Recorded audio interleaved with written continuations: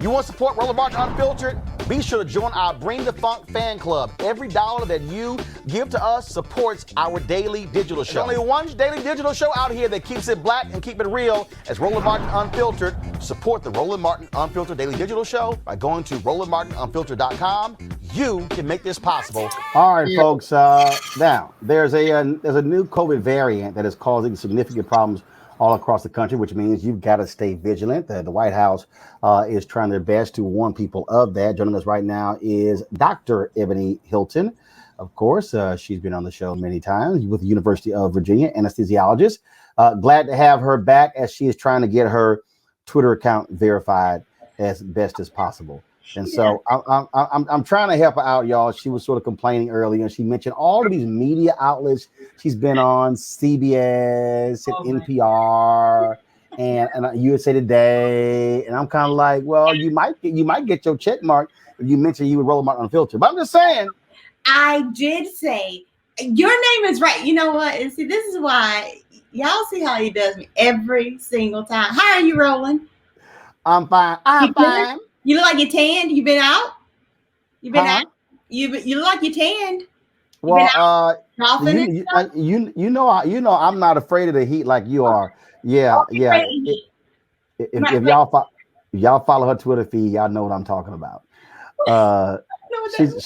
She's afraid to get a little toasty. All right. When I say it was hot, it was hot as Hades outside. I tried to go outside and work out. I almost passed out. You done? Yes. All right. Let's talk about this COVID variant. Stuff is opening up. Folks are running around. They think the world is just wide open. And you keep saying, man, y'all better settle the hell down and stay vigilant. What's up? Settle down. I mean, so we know where were you to start? The CDC changed our mask guidance it seems like a month and a half ago now. And I said immediately, I think this is very premature. One, because they were basing it on data, real life data, that was largely based on what was happening in Israel. And what we know is that Israel, by April the 3rd or 4th, had over 60% of their entire population vaccinated. We still aren't to 60% today. And even with them getting that to April the 3rd or 4th, they didn't lift their mask mandate until April the 18th. They still said we still need to be vigilant and get as many people as possible vaccinated before we say, okay, maybe we can take off our mask. And guess who's now stepping back on that? Well, those very same countries, because of the Delta variant. The Delta variant, if we go back, we had the UK variant, that's the Alpha variant. We had the Beta. That's a South African. We had the Gamma. That's down in South America. And now we have the Delta variant. And the difference between the UK variant and the Delta variant is that the Delta variant can actually evade the immune system, meaning that it makes our vaccines, although, yes, our vaccines are still effective in keeping you most likely alive, that we're seeing more people actually get sick, though. And to give an example, I have a friend who received her last dose of Pfizer vaccine on February 12th. Her husband actually was fully vaccinated back in January because he's a healthcare worker. And she traveled for work and unfortunately picked up COVID-19, likely on an airplane going to Atlanta, Georgia, but picked up COVID-19 the first week of June. And she presented with chest pain that she had to go to the emergency department because she was in such discomfort, lost her taste, lost the smell, and she infected her husband. 5 days later, he started to have symptoms, and now he has achy joints, and both of them had COVID positive tests. So this is not just symptoms, but this is literally confirmed testing. So we cannot lose our guard or think that we have control over this thing yet. The virus is continuously trying to outsmart us, and we have to be 2 steps ahead, which means until our numbers are down, until we see our cases literally go down to 0, like they do in New Zealand, right? We got to keep our masks, wash your hands, don't go into these large crowds, to these concerts that I'm seeing pop up everywhere. We're going to really go into this fall in a very precarious situation. So, yeah. Okay, so if we've been vaccinated, but we've been told, hey, you can take your mask off. You don't have to do these things. So what the hell? Now, granted, a lot of airlines, I've flown in the last 8 days to New York, to LA, Chicago. The airlines to require you to wear your mask. But I can tell you, Ebony, it was a lot of folks rolling up on me in Chicago, no mask, LA, no mask. Folks are having events. Very few people are walking around with masks. I don't see folks with a Perel or they hand sanitizer. Mm-hmm. Yeah, that's what's happening. And what we're seeing is that, although, again, people have to realize what we report nationally as far as numbers can mean absolutely nothing in your neighborhood, because what we're seeing, U.S. cases, yes, they're down, but they're up by 68% in Oklahoma, up by 45% in Missouri, 42% in Arizona. And it's all because if you're looking at where vaccine uptake is higher, we're seeing that those cases are staying pretty well in the Northeast, doing pretty well. But down south, where you're struggling to get people vaccinated, in Alabama, for instance, we're seeing the COVID cases number go up. And then what I urge the CDC and the World Health Organization to do is to be transparent, to say, yes, vaccines do a fantastic job at keeping you alive, but that is not the only consequence of COVID-19.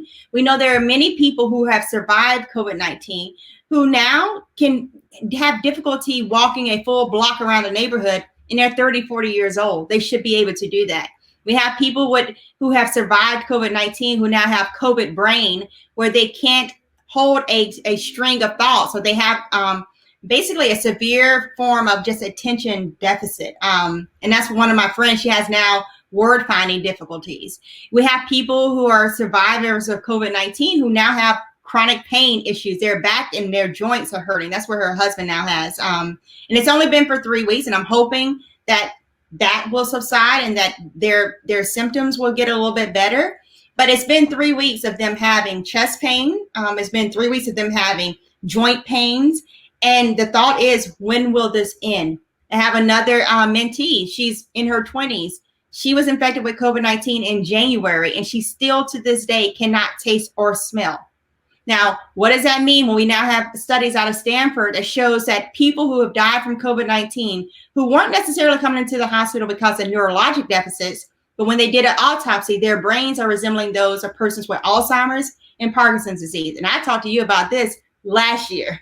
Before we had studies to show it, my question was, what are the long-term consequences of people who say, I lost my taste and smell? That means that it affected your brain cells. There has to be something that's linked to that. And so it's just simply not worth the risk of going to a concert without a mask on and having fun for 2 hours if it means for the rest of your life you're going to have this string of impairment. So. All right, then. Well, Dr. Ebony Hilton, it's always great to have you on the show. When you headed back to Charleston, South Carolina? Next month. Next month. Well, let's stop consulting so we can help save the world. No, I'm just joking. Yeah, I have a business meeting. So. All right. Well, I'm going to be actually there, I think July 8th through the 11th. So I'm going to, golfing? Yeah, I'll be teeing up with my man Darius Rucker. So we're going to hit a little golf. So I just want to know if Reese, did Black Women Views, we're going to be on Twitter to ask about, were we invited to this? We've been promised resorts. We've been promised. No. Hold on. Let me correct something. You have not been promised. You have suggested that I somehow, somewhere, someday, in real life, which I think is imaginary, said I was going to give y'all all expense paid a respite at a resort. But you clearly had an edible. No, I don't do no, sir. Do a handstand.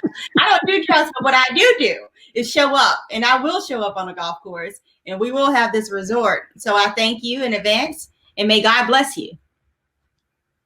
Mm-hmm. Y'all love throwing God in there. All right, Ebony, I appreciate it. Thanks a lot. Thank y'all. Y'all have a good one. Back to our Roland Martin unfiltered video in just one moment. Racial injustice is a scourge on this nation, and the Black community has felt it for generations. We have an obligation to do something about it. Whether it's canceling student debt, increasing the minimum wage, or investing in Black-owned businesses, the Black community deserves so much better. I'm Nina Turner, and I'm running for Congress to do something about it.